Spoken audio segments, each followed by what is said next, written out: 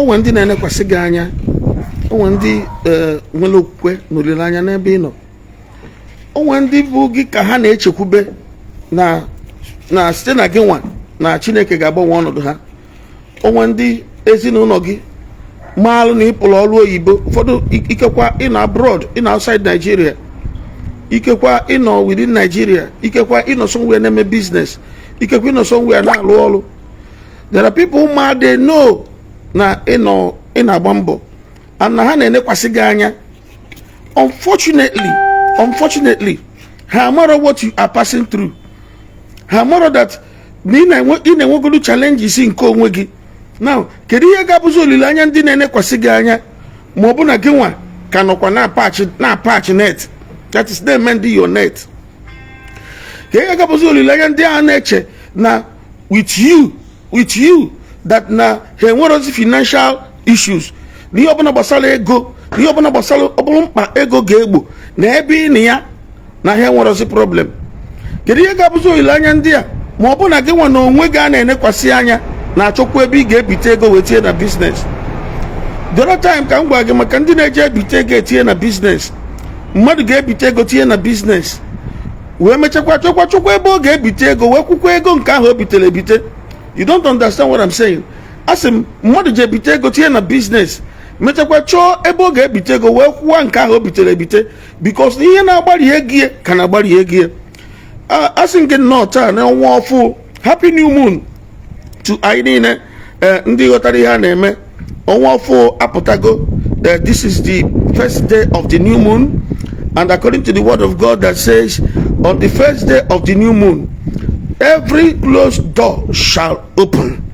Do you believe it shall be so in your life? Ikwenye na ọ ga-adị otu a na ndụ gị? Ọ bụ na ikwenye, ngwa pịara maka na share button kita. Ọ bụ na ikwenye na ọ ga-adị otu a na ndụ gị na this first day of the new moon, by the special grace of the Almighty God, n'ụzọ ahụ onye ilo mechiri na ndụ gị ga-emeghe. Ọ bụ na ikwenyere ya, pịara m aka na share button.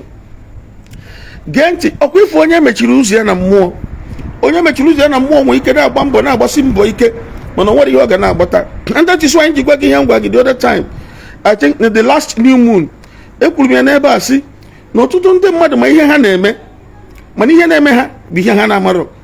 Ha ọrụ ha doo ha anya, business ha na-eme doo ha anya, connection ha niile dị intact, but year in year out o nwere ihe achịta.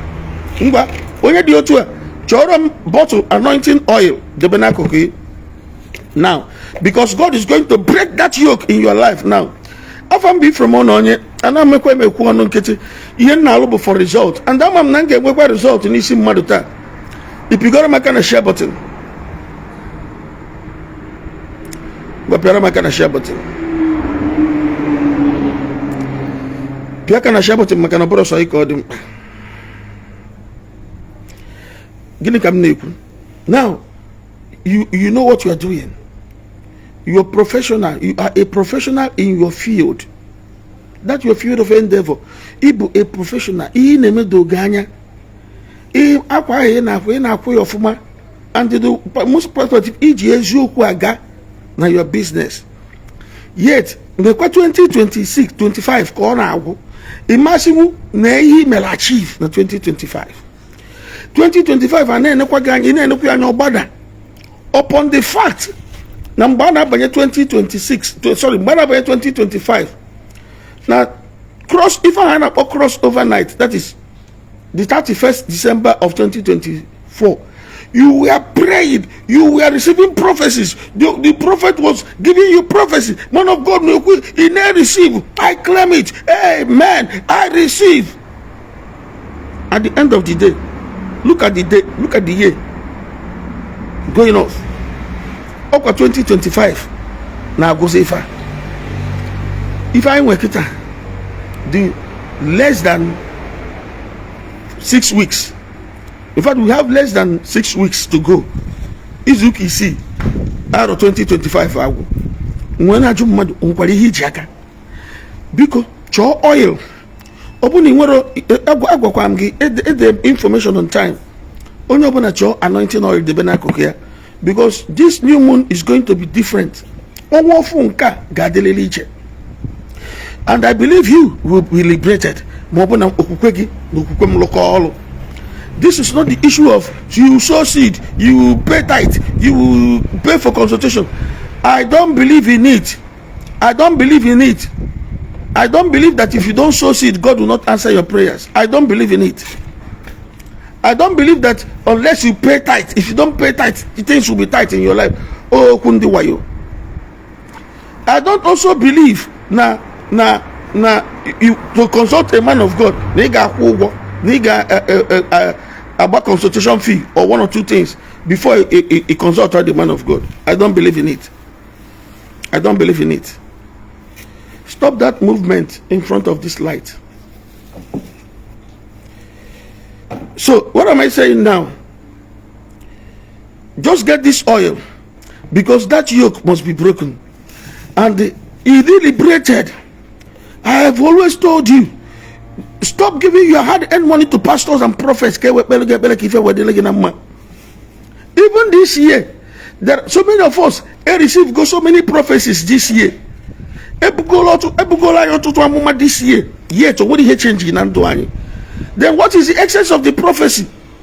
If God did not reveal, if God revealed to you, you have a problem, and God did not reveal to you solution to my problem. If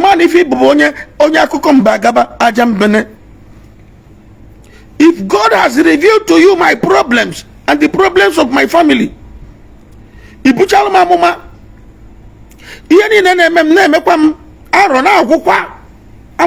since January, nothing is changing. That means Ibonye, I see Shineka Agwo. As a prophet. Now, somebody give me now. Solution. If there is no solution, there is no need for the prophecy. The solution is coming to somebody this night. Get this oil ready, because in the next 15 minutes I'll begin to pray for you. Now, even now, yoga bobu share this broadcast. Because do my kind of share button. Oh, and my yoga kabiko. Ejima fa chineke na yogi. Welukwa for more than na yokogi. Share this broadcast. And may the Almighty God give you that liberation, that freedom you've been praying for. Do you know? Those people, family liberation, family deliverance,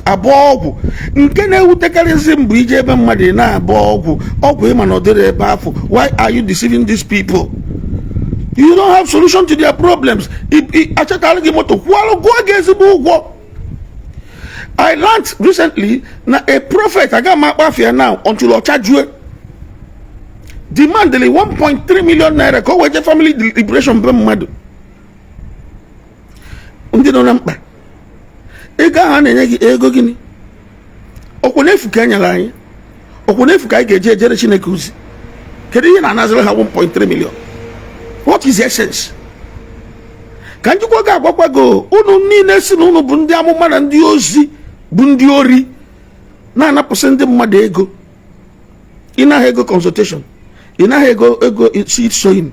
Ina tithe. Yet ijube kwa mahia ona azo na agakwa nke ọma. Yet ijube kwa ma ihe ona eme ona agakwa aga.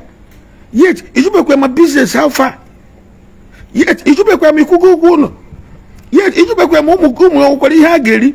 We now acquire wealth. We amass wealth. While people are dying in their problems. Because somebody share this broadcast. Share this broadcast. I am able to go, and people are dying in their problems. You want to do anything? If you want to get in a kota hego, we go. In a kota hego, we go moto.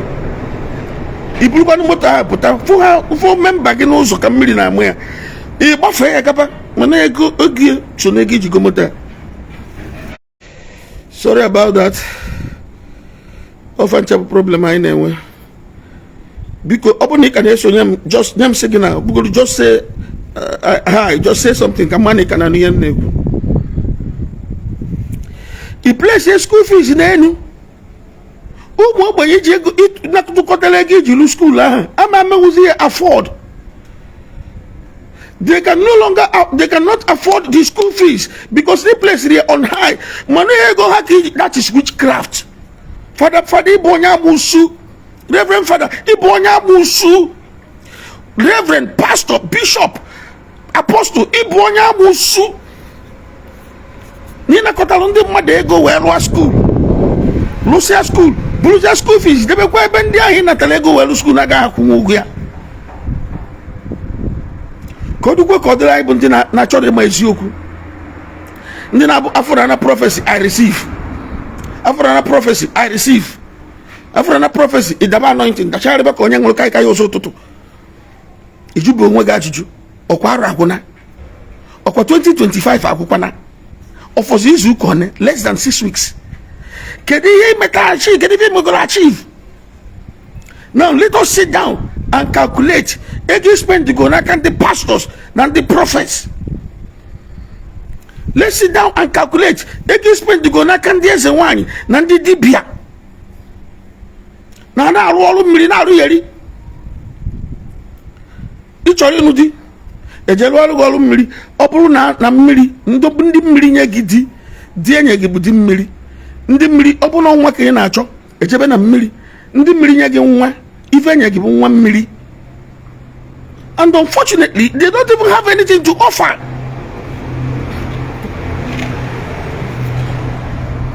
Piano ma kana share button beacon biko piano ma kana share button. Admin na drop WhatsApp number. And my can I drop WhatsApp number here because ndina like keep on the phone. You make yourself my enemy by calling me on phone. Drop your message on WhatsApp and I will give you attention. Some impatience because there were so many messages in the WhatsApp. So many messages in the WhatsApp. Open AI mobile. Cannot finish all the messages there. Oh, gradually, yet I get your number attention. So the WhatsApp number is there. Get this oil because solution is coming your way now. This is not my personal ministry oil. No. Buy oil from anywhere. I told you before today. I told you yesterday to get ready for this night. But maybe you didn't get the information. Find oil, vegetable oil, groundnut oil, red oil, anything that is oil that you can lay hands on. Get it close to you now. Because solution to your problems is coming without anybody demanding any money from you. Oil is oil. Fonda nasi nandi oka neji oil ndo chaji esini wena epele ndi mmadụ ekpele onwe ọjọọ dị ya ndo chaji esini anyị nwa were ya na-ekpe ekpele arọbụ na agụ dịbe gị ọkwọ ndị na-esi osiri ọra ji eme nkụ wee sie nri ebe a na-eme mmemme ọrụ ofisi nri ya hapiva chiụwa gị bụ nkụ ifuru nke nwa na peji abụsị nke mgbawa bụsị chiụwa chi osisi mkpirisi osisi a na-ele n'afịa. Forget that. Let's be real. So now if you are a young lady, I want to remind you that your mother is waiting that a day shall come. Your siblings, they want to see their in-law, but they don't know what you have been facing. They don't know the level of disappointments you have been facing. Get this oil close to you now. Can solve a problem now, not tomorrow. This is the first day of the new moon. I will not appear like this again until another new moon. The next 29 days. Do I tell you more about the new moon? I have been teaching about the new moon here. So even if you are a new person, be ready that today, being the first day of the new moon, in accordance to the word of God, in Ezekiel chapter 46 verse 1, that door shall open for you. No matter who locked up that door shall open, must open for you. No matter how long you've been locked up, no matter how long that you somewhere, be ready. Then open over his dead body. He get more fuma. No over her dead body. Give my family. Nwadibia nke ụmụnachi ọkwa watch video ebe a. Nwadibia nke ụmụnachi soon over his dead body. We say ome kwado onwe gị 10 days, just 10 days he died. You can go and verify. Obura akụkọ mbagaba no Munachi Dunukofia local government, Anambra State. 10 days after that he died. You cannot say over your dead body and leave. Bible says suffer the winch not to leave. Onyabu winch.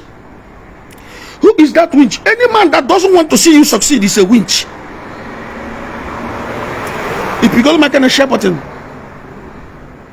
Bible says make ukwana konya musidendo suffer the winch not to leave.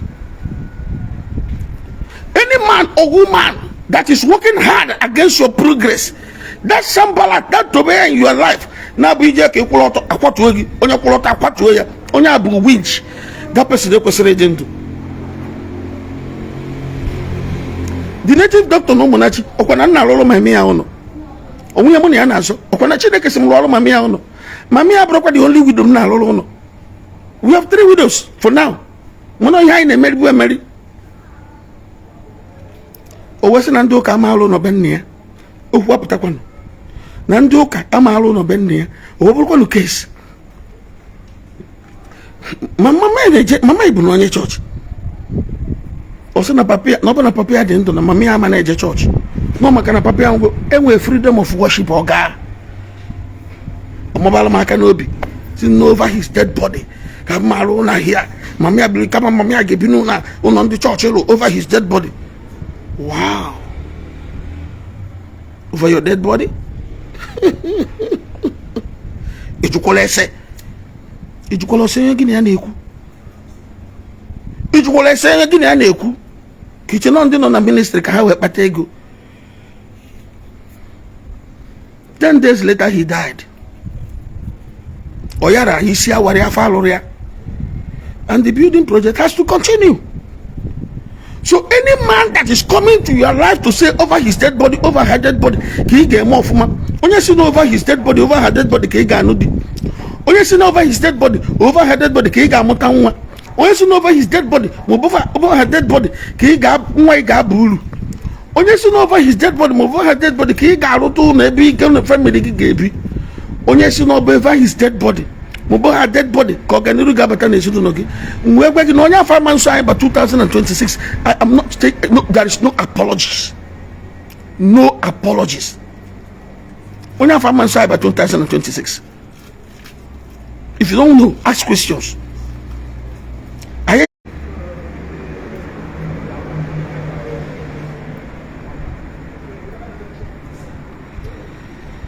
I don't know if I'm still here. Am I still there? Check. Am I there?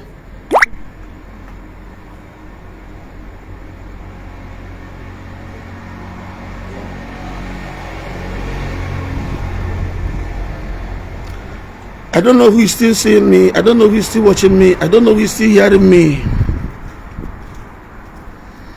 Ngwa people ma kana share button. Oh, biko no.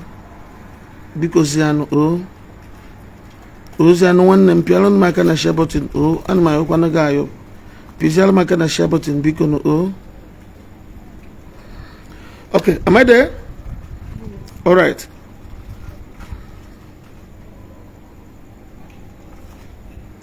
So do not forget that I said there is no apology. There are no apologies. Any man that says he will never succeed, that man, that woman must die for your sake. Or Sambalat and Tobeya. Nabi na alone of Anakwasa. Agents of darkness. They will not live to see 2026. It's a prophecy.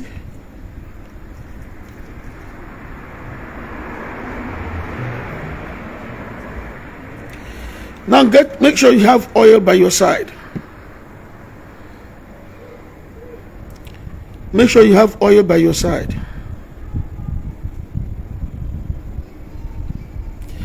So, if you make it in make a mutanwa, Madam. But let me say something here. I noticed something recently that a man, one particular man, Abiana my ministry, then this man would drive the wife to the ministry. Makana hana chongwa. Odropa munye na ministry. Onaba jebebe diamma. Ogwa munye unu basa bom kambia buli. So fasting and prayer, the woman name. Word of God, the woman na nosia. Deliverance, the woman name. Everything, the woman. And how no 9 years, 9 good years na mutagengwa. Could you believe now? Eventually, obuni yeme na hamuro nwa but the woman goes, the man goes inaka. Eventually, obuni yeme na hamu be nwa but the man goes inaka. Mano na edupu nke nwanya gaba. Oga posterity. Na ndekwa ganya okwa kanya posterity na enegi. Because unguluga hama echi. Ama nna gị agaghị echi ihe nna gị ji mụta gị bụ ka ịmụta onye ga nna gị mụta gị ka ị nọchie ya and nna gị na-eche gị ka ịmụta onye ga-anọchikwa gị nwa ọmụmụ si na ị gaghị amụta nwa ka ọ bụ mmadụ si na ị gaghị amụta nwa enwere m evidence cheki eni anụ na peji a ejima ịtọ ejima anọ Chukwu na-eme ya ọ bụrụkwa IVF Okay, get this oil ready because we are going into a 4 days prayers from today. I get midnight. Abanino, bidota. That door shall open because the word of God has said it. I said that door shall open. You will not disappoint your generation, brother. You will not disappoint your generation. You will not disappoint those waiting for you at home. Those depending on you. You cannot disappoint them. Somebody, I want you to make a prophetic declaration. I can never disappoint my generation. Because I will never disappoint my generation. Can you write it in the comment section? I will never disappoint my generation. Say it with your mouth. There is power in what you say. There is power in what you say. Say it now and believe it. I will never disappoint my generation.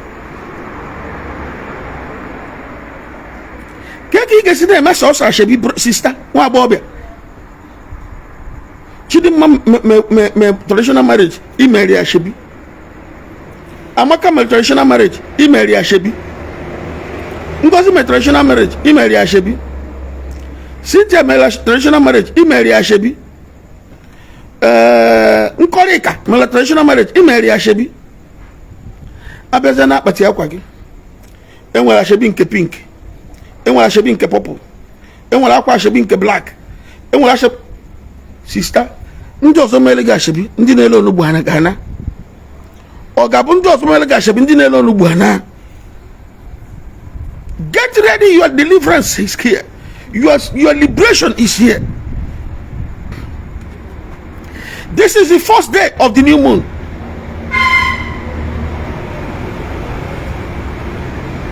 Share me Christian onye nke gị sonyere.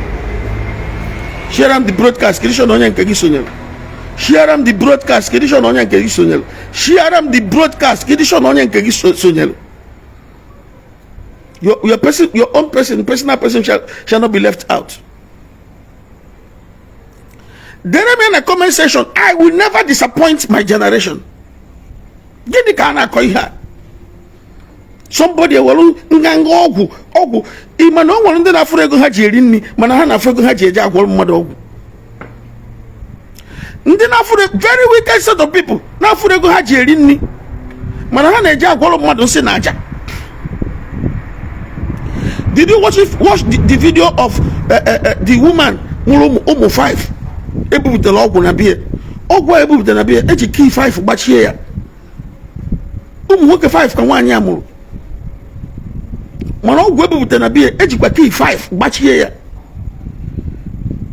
That means na onye mere ihe a ma this family very well 105 ka ha dị we go haki 11 we gbachie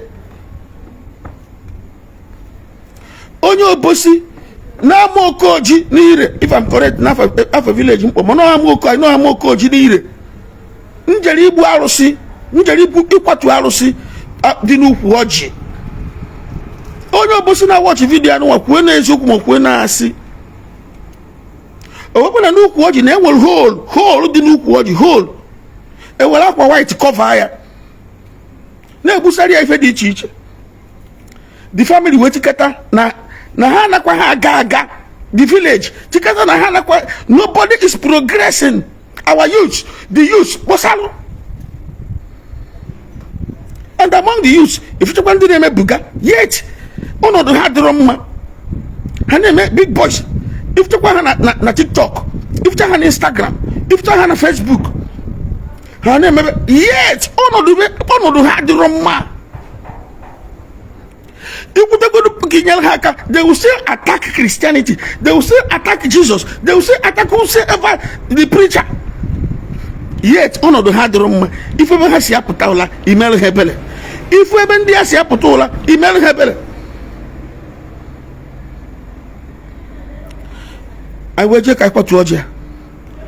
Dorma here what to see 4 but in the Duke was oh more. Ndi na Obosomel na watch this broadcast, they can confirm. Omu waje wepo akwa white ya.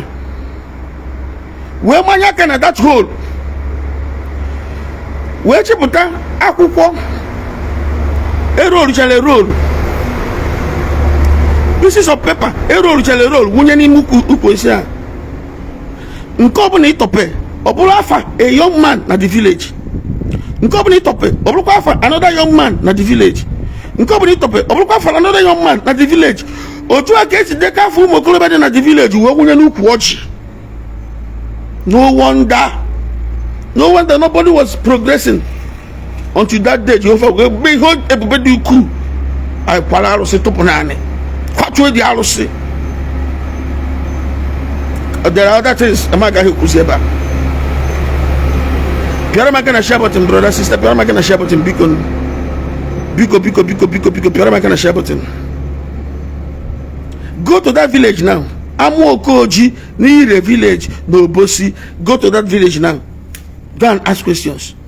Ndi go and verify. You can as well go and verify. Jezen and her brothers, Jezen and her boys na. Nene se uju na ana lusi eba now. Jezen at the village. Give uju don't own ana eba now. Liberation ga go. Ejel ma Amoka. I think that is here at local government. Before Gabambudi. A family of 3 young men. 3 young men. Able-bodied young men. Man, if you not happy near. If you not happy near with their mother.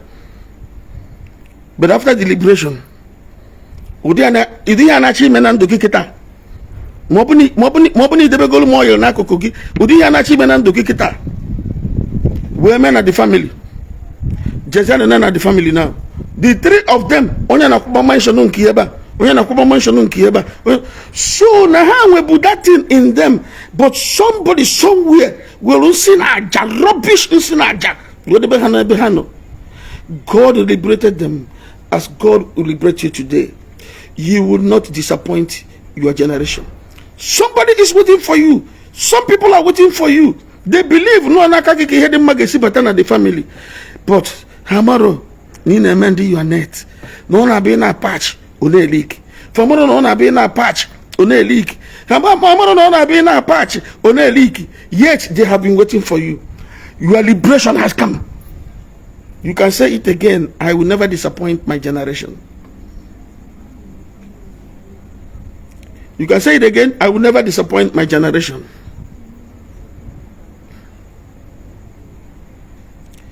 Say it and believe it. As I'm about to go into prayers. I don't know if I should spend time again to explain here Basal New Moon on a record time. But the one motors on Gesiko where Bible Ezekiel chapter 46 verse 1 that on the first day of the new moon the door shall open. Ya in the biblical.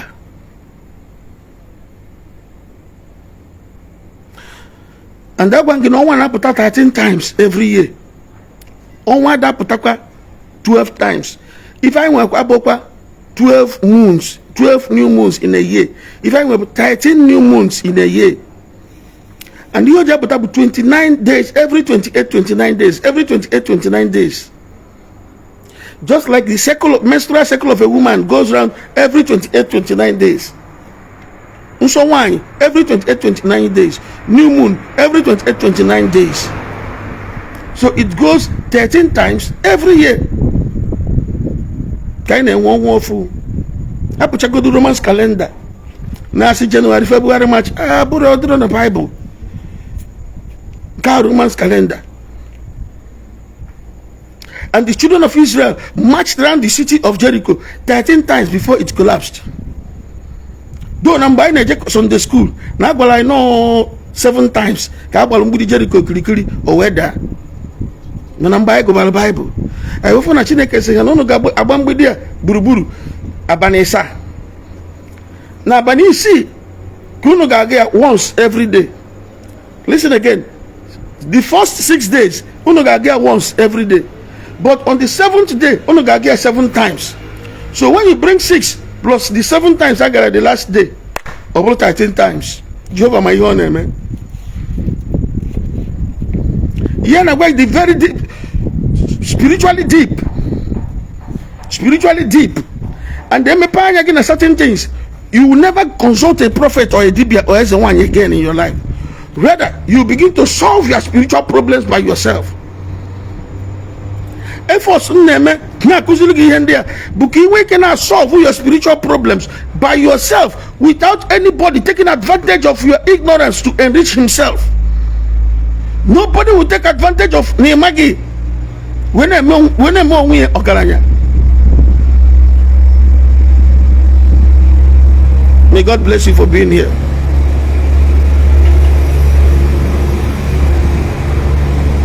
Do not forget. Now I want prayers for the next 4 days. Midnight prayers. You are going to pray early in the morning. Early in the morning. I did a broadcast some days ago. Look at that. Now one of our major problems, but I know too much. Christians, we sleep a lot. Manifundo ndi naja agwo ndi nsi naja ndi otu nzuzo hejiro time egwu. They don't joke with time. But you will see a Christian, Sister Chika, set your alarm phone kopote by 5 o'clock. 5 o'clock alarm ruby silo yakwa Gini kachika game ojide onefo na anya shift to kuwe far from her we change here we come see all ala mebe kwa ozo ojishi ke bijide phone na wotazie ya nso gbanyuzie ya agbanyua debezie na akoko we piabasi ola monogi set alarm ko poteke by 5 ki pele. We sleep a lot. Bible say na onye nwe ubi kolo mkpụrụ dị mma na ubi ya mana onye ilo je kụwa mkpụrụ ọjọọ mgbe ndị mmadụ na-alarụ ụla. Aka ngekpe ekpere maka midnight exchange ụmụ nwaanyị na-abụ mụrụ nwa and ha na-abụ bi ofu ebe. Onye nke a wee dị na-enu nwa ya mgbe o ji chọpụta na nwa ya anwụgo o wee bi n'ihe n'ime abalị. Oh my God! How many of us wake up in the midnight to pray? The enemy, they wake up in the midnight. Owe bineni mabani. Weje nebe onye nyanya binuno. Weje ne ya nyobuno na la rola. Owe kulu nwu ya nke dị ndụ wedebere ya nke nwụrụ anwụ. You know the story already. Where could one get into the very and come around? I'm not saying you don't sleep, but because these first 4 days of every new moon, from the first day of the new moon to the next 4 days, because make it a prayer period for yourself. You can fast if you wish. If you cannot fast, do not forget to pray at least 1 hour every midnight for these 4 days. Take this oil and you're going to get solution. Okay, come share the video. In case if you miss any of these parts, you can play the video again on your own and remind yourself what I said. Because I put the message in our WhatsApp. If you have a WhatsApp message is a Jew. When I see Afomundi na kutefi when any testimony, Afomundi behind me Thanksgiving, Afomonye kutalefi, Afomonye malunka. Oburo by mouth, oburo by church. Are you ready to pay the price? The price is not by giving any money to any prophet.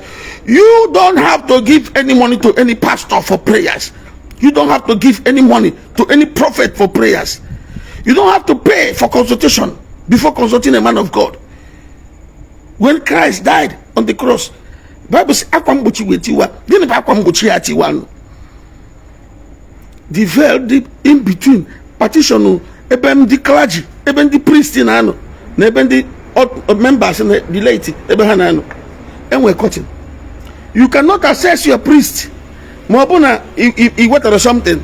So, can we cut him before the death of Christ? Before the death of Christ, you cannot access your priest. You cannot access your prophet. Mabuna, he went or something. Oh, the Bible says, and that moment you were granted a direct access to your priest, to your pastor, to your prophet without paying any dime.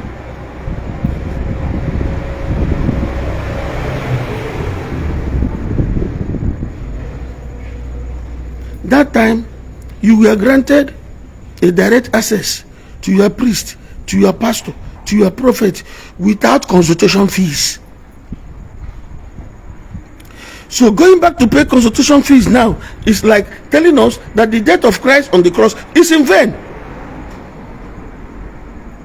Going back to pay consultation fee, Mandena Nanke emergency, Mandena Aba Express, Abakad Express, care of man of God, is another language to tell us that the death of Christ on the cross was in vain.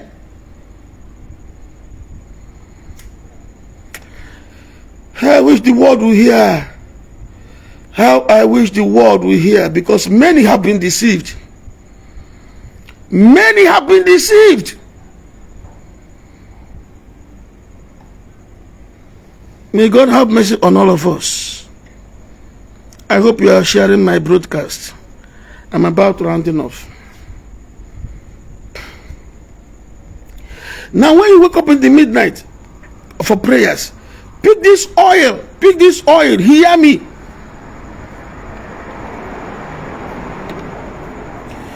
Take a little of this oil.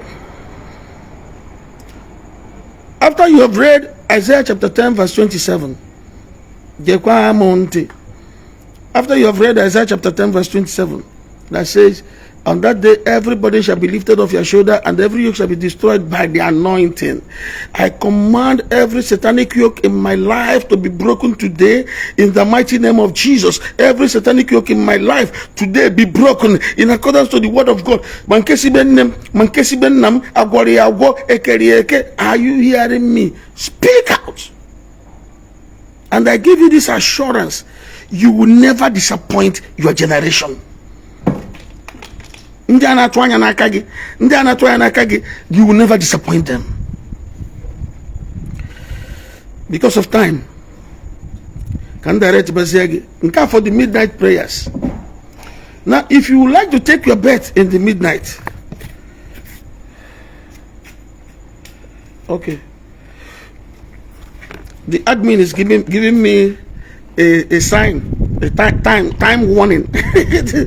Imagine admin chena me anuaru here.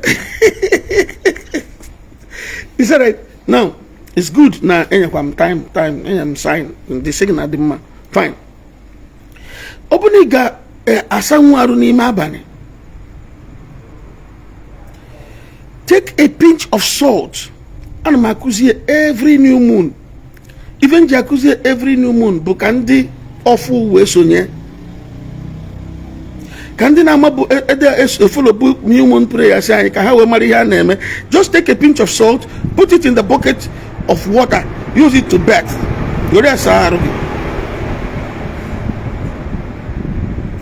And when you pick the pinch of salt, put it in the water before taking your bath. Now you have to read 2 Kings chapter 2 verse 19 and 20 and 21.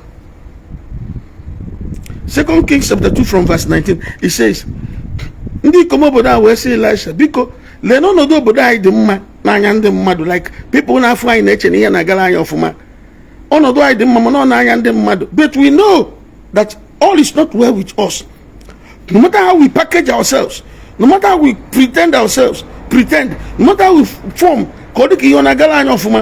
people not find we can change here na galanya of, but we know that something is not right somewhere. Oh, what's that? Ngawotana okwa woti ekwa nnu n'ime ya. Ewotara ya okwa tiere nnu. Oh, ejana be mmiri ya si asuputa were nnu tuye na mmiri a we se. Now listen. What are you saying? Elisha did it and said something. Now when you do it, you have to say something.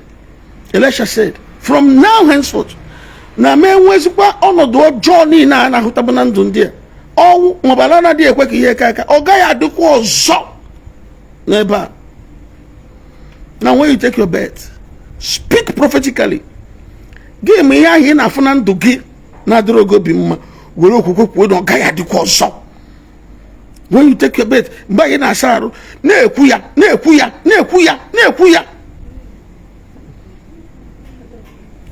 But I want to teach you one spiritual things. If you remove something spiritually, make sure you replace it with a better one. If you don't, Satan will go and fill that gap for you with Inkena like. So, you get it right.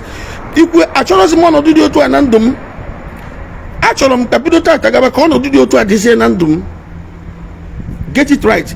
I don't want this again in my life. It is over from today.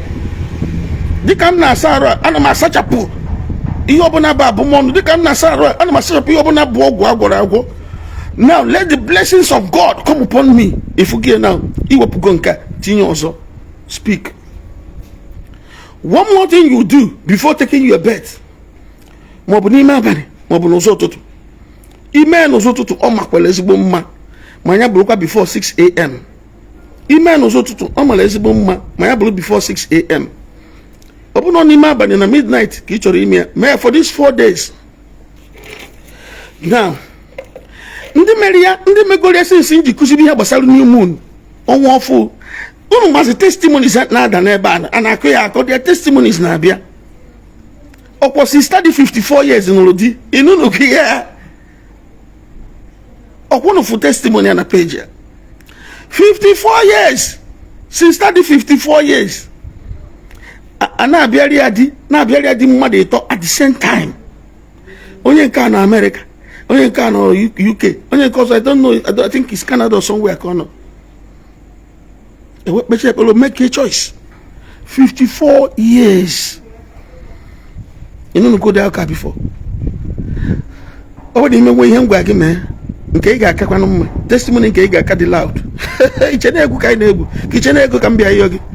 think I come to beg you money? Do I look like a pastor that demand money from people? Now, one other thing you will do before you take your bed, after go to 2 Kings chapter 2 verse 19, 20, 21. Take your honey. I told you, get it ready. One thing in America, before the new moon appears, I must come to tell you that the new moon will appear today or the new moon will appear tomorrow. I must tell you, because I will see the new moon coming.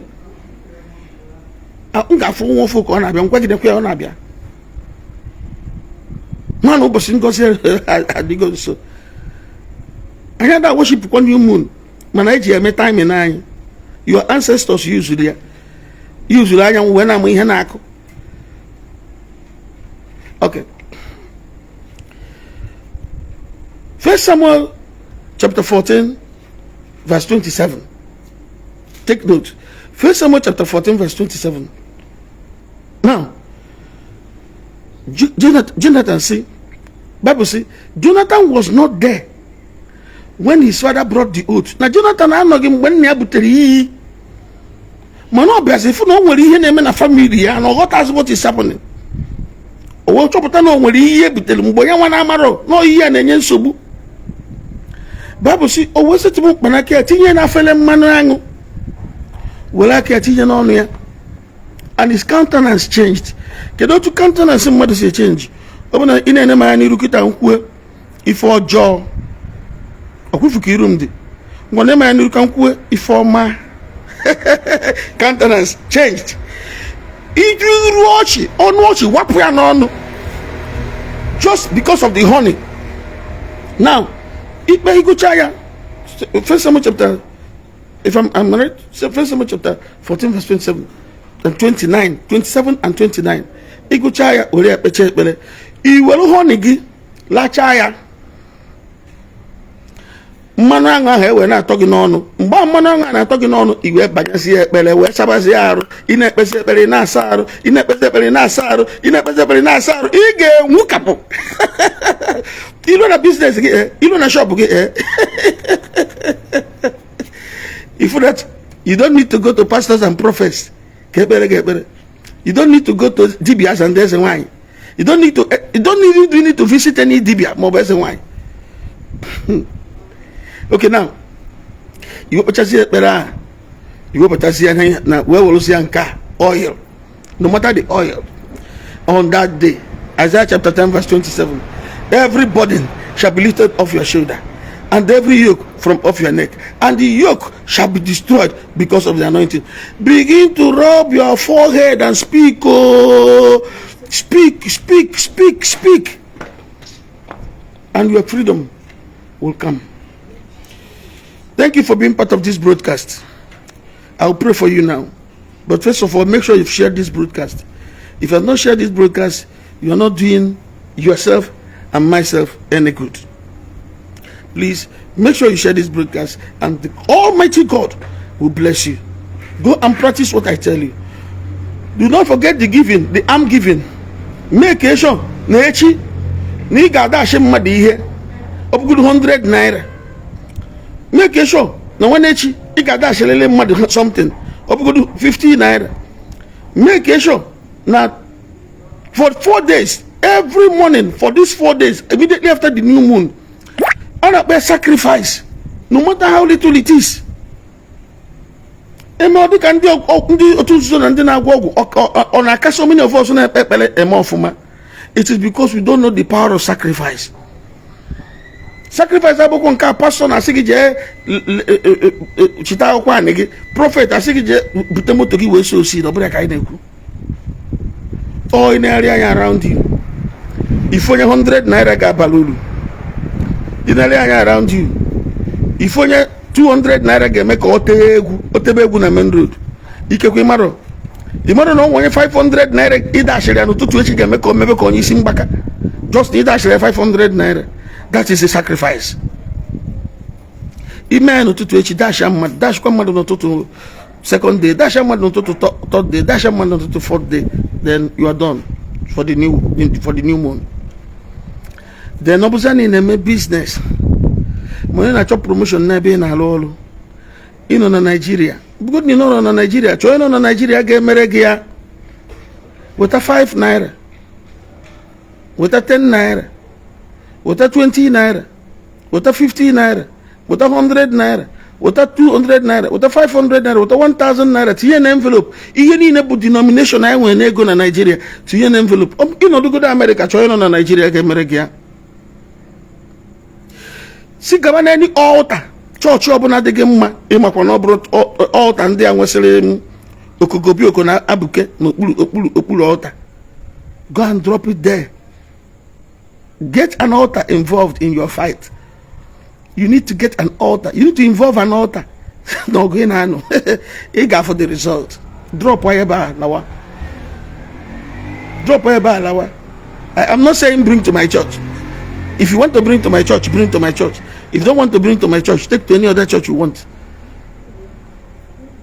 5 naira 1, 10 naira 1, 20 naira 1, 50 naira 1, 100 naira 1, 200 naira 1, 500 naira 1, 1000 naira 1. Tear an envelope, drop an altar. You can make inquiries, but do not call my number. Only message me on WhatsApp. The WhatsApp number in the comment section. Look at the WhatsApp number. The admin is dropping the WhatsApp number on the comment section.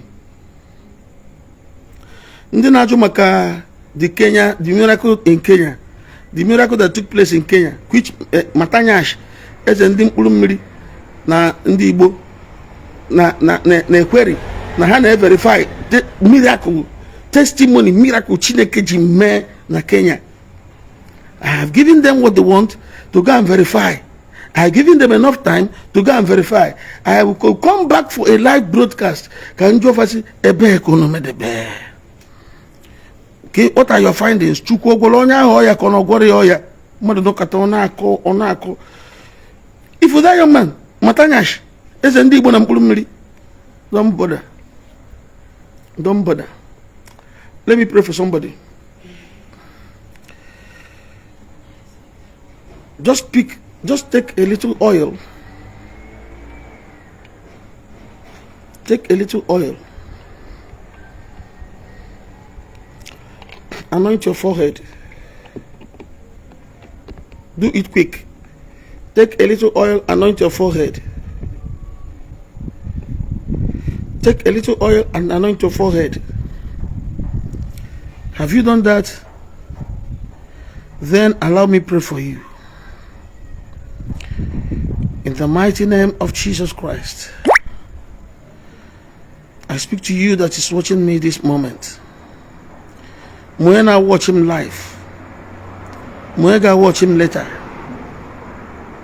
Number one, if I have any power hidden anywhere, if I have any other God that I serve in the secret and I am deceiving people for them to think that it's Jehovah that is working in me, may I be put to shame. But if I don't have any, that I'm only depending on the power that raised Jesus from the dead, by the reason of the oil on your forehead, let that power that raised Jesus from the dead break every satanic yoke that is holding your progress. Break every satanic yoke that is holding your marriage. Break every satanic yoke that is holding the progress of your family. Break every satanic yoke that is tying your destiny somewhere. Break every satanic yoke that is keeping you stagnant. That yoke of stagnation in your life be broken. The yoke of failure in your life be broken. The yoke of rising and falling in your life be broken. The yoke of disappointments in your life be broken. In the mighty name of Jesus Christ. Between now and the next new moon, you will experience fruitfulness. You will be fruitful. Between now and the next new moon, you will experience success. You will be successful. And you are coming back with a testimony. In the mighty name of Jesus. For the Bible says, on the first day of the new moon, every closed door shall open. Therefore, I command every closed door in your life and in your family to open now. In the mighty name of Jesus Christ. Be blessed. Be blessed as you share this broadcast. Be blessed. Be blessed. Be blessed. Eventually, this is my prayer for you. In the name of Jesus Christ.